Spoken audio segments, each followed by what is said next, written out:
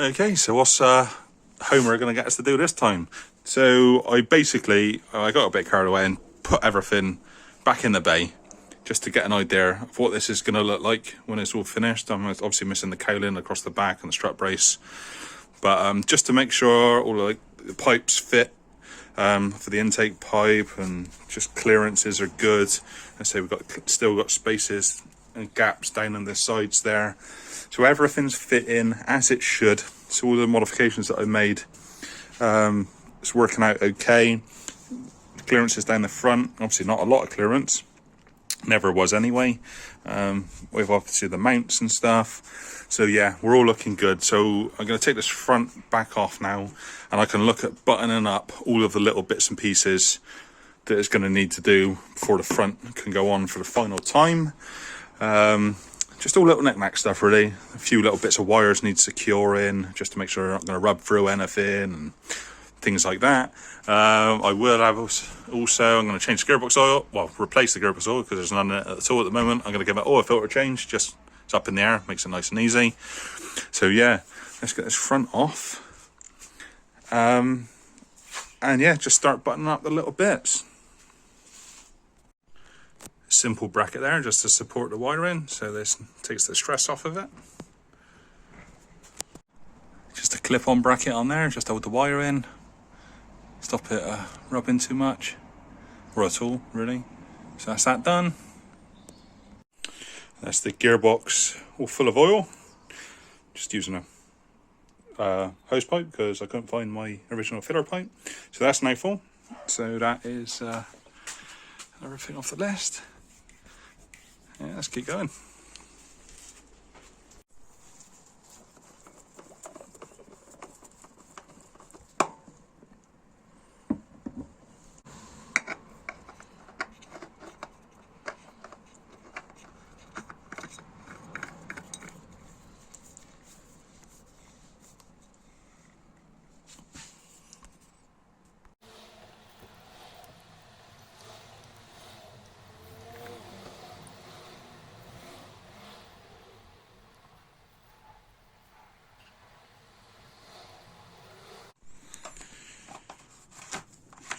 There we go. So that is the oil and filter done. I'm not using any performance oil in this one this time round, mainly because I am changing the map in the car completely, starting again from scratch. So I'm suspecting there'll be a bit of overfueling and things like that to begin with, so it'll probably contaminate the oil. So I'll probably just get the map tuned in on a low boost setting, and I'll change the oil again. So yeah, so I've just gone for a patent filter and just a standard oil. So yeah, so okay, so those are that done. Moving along really. So now what I think I'm going to do is get all of the boost pipes in, get all them nice and tight, get the intake pipe on, get some clips, get that all nice and tight. I've got to replace this silicone pipe here because I had the takeoffs for the wastegate right next to the throttle body. Obviously now they're down nearer the turbo outlet. So yeah, I'll get that all bolted on and in. And then look at maybe getting the front on, or see what I need to do to get the front on at least. So yeah, let me get these pipe work, get that all done and bolted up. Okay, so yeah, first little snag. We've been going so well, so I was expecting it to happen sooner or later. I've got the replacement part on here, like the reducer from the throttle body to the pipe. I've got these at basic, so they're lined up and right angles to each other. And the boost pipe now, as you see, doesn't line up. What it was is this original fitting that was on there. I don't know if you can see, it's been cut at an angle to fit. And obviously when it's in, it would have meant that the inside of this wasn't pointing directly at the throttle valve or the throttle body, the flap. It would obviously have been curved down a little bit more than normal, or it would have been up a bit higher. So I could obviously just move it in here, twist the pipe, and have to leave it as it was, but I want the two openings to be square to each other for just best airflow really. So what I'm going to do is modify this pipe to obviously get them lined up square, which I'm hoping is going to be relatively straightforward, but we'll see how that goes. So yeah, I'll probably just cut it off around here maybe and trim it there and put it together. This was the fitting between the two. I don't know if that's going to work, because obviously it was probably going to leave a bit of bigger gap, but I have got a longer bit of pipe that I can use if needs be. So yeah, so hopefully just a minor snag. I'll whip this pipe off, cut it down to the right size, and see if I can get that welded together. There you go, there's a first step, just cut and weld it. Well, it's only tacked together at the minute. It's a case of cut it, test it, cut it, test it, cut it, test it, until you get them pretty much, I mean, that is pretty close in line. It does bring it a lot closer now to this other pipe, but we'll see if that causes an issue when we get the engine movement. But yeah, so now we're going to take this off, get it all fully welded up, painted, and then it can obviously go back on for the final time.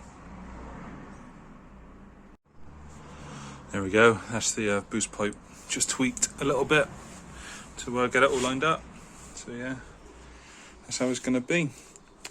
Right, so that's it was obviously still wet at the minute, just painted it, but it should be fine. I may look at relocating this or doing something different with the air filter, but obviously I need to get the front on and the bumper on to figure that out. It's just, yeah, just hanging there. I mean, it's, yeah, we'll see. Right, okay, so that's all that done. Looking at the other bits and pieces, everything's all tied up, so I think I should be able to get the front on. I am going to replace some of the I need some vacuum pipes, so like the fuel regulator, things like that. I haven't got any of that, so I have to order that. Get that coming up, but I should be able to get the front on without that. So yeah, I get the front on, I can get the coolant pipes all sort of bolted onto the radiator, intercooler all pipe work all done. Yeah, be looking good then. So yeah, that's the next job. And there we go, we got the front on. It's not fully bolted in, I've still got a few bolts to put back on, but it's bolted on enough to be able to make sure everything fits. Got the intercooler and everything obviously now on. Radiator lines are on. Power steering, the return pipe is obviously all bolted on now as well, so that's good. If you can see, it leaves just about the right amount of clearance down there. It's hard to really see. I'm probably going to need to do something with this because of the air filter, because it does knock and bang. But I don't want to buy any more bits really. So if I've got some scrap bits, I can just maybe bring it out at an angle. I need to get the bumper on, see what clearances I got, but that's good. Another thing I need to do is I've got a top radiator hose that will return to the reservoir tank. I need to get one of those. But yeah, it's all going good. It's getting late in the day today, so I'm gonna go home and put my feet up, have something to eat. I'll be back probably tomorrow or over the weekend to continue on. So yeah, I'll see you shortly. Right, back again for another day. So I've modified the list. It's got bigger, but it's all a little bit more makes sense to me now. Essentially, I'm going to work through to get this thing ready to get off the axle stands back on the floor. So yeah, we're looking radiator top hose. We've got some vacuum hose to do. There's a cross mount that sits underneath the car, just through the middle. Sits under the exhaust. Got a fully bolted front panel, bonnet release cable, little bits and pieces like that. I'll do a full nut and bolt check because I've had this thing so many times. It's going to go over everything, especially safety wise, subframes, suspension, brakes, all that kind of stuff. Just double check everything's nice and tight from that side of it, and yeah, hopefully get the wheels back on. So that's the goal. It might just stay up on the ramps just because it's just easier, saves my back having it this high off the ground, but at least then it's all ready underneath and done.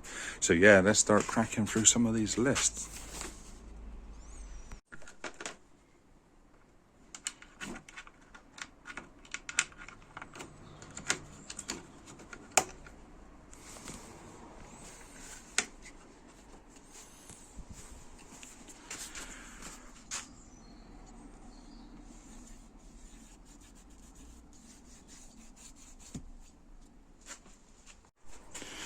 Well, that's the top radiator housing. Unfortunately, I cut it on the previous setup. This was the return for the turbo at one point in time. So I've just had to put a join in the original pipe. But it's in there now. I've got there's a nice little clip in there to secure it back out the way. It's secured back out the way here as well. Tucked away after a bit. So yeah. Here, return those. There we go. So vac hose I haven't got. That's on order, but that's a relatively straightforward thing. So set a cross mount now, and that's underneath the car in the middle. Right, so that brace is done. So that's happy days. I didn't film that. It just goes across between the two joins the tunnel together basically. So yeah, so that's done. The fuel pressure vacuum hose, I don't even need it. Thinking about it, it's all on the top, so don't need that. So what I'm going to do now is a nut and bolt check. I'm going to go over, especially all the front subframe, suspension bushes, yeah, and just make sure everything is all fully tight and as it should be. As I say, concentrate mostly on the safety stuff, but yeah, so I'm going to get that done now. I'm not going to film that. I'll just carry on and do it, and then we can look at getting the wheels on. And there we go, there's that done. So yeah, subframe, lower arms, anti-roll bars, steering rack, everything's there, tight, done. So found nothing loose either, so it shows, gives me confidence in the rest of it will be fine. I will need to just tweak the hub nuts when it's on the floor, just so I can use the wheels to stop it rotating. But they're tight as they are, I just can't get the full force. So if it jacks up in the air and the wheel's spinning. So yeah, I've got, these are still loose, just because I've got a strap place to go on. But again, that can wait till it's on the floor. So yeah, happy with that. So I think now I am going to get the wheels on. And there we go. Long time since this old girl's had her boots on. So yeah, I think it's probably, we're getting close to a year now since I started to rebuild this one for the second time and third time. I lose track now. He's had so many changes and alterations through his life. Anyway, so yeah, that is all done. Yeah, all it needs is to come off the jacks is to literally just jack it up and take them out. I'm not going to though, like I say, it's a bit of anticlimactic, I'm sorry, but it's a much easier height for me to work on at this bit, at this height, so I can do things like modify this coil pack. I'm going to change this air filter, I think, as long as I've got enough bits in the scrap box. And yeah, just finish off the little bits and pieces. So yeah, I'm not sure how much I've got recorded for this video, but I think I'll probably just leave it there. Good place to stop. Got most of the stuff done. All the fronts back on, like I say, everything's all bolted up, nice and secure, tight, and ready to go on his wheels. So yeah, join me next time and I'll just finish off all the other little bits and pieces, and we might see it touch the ground.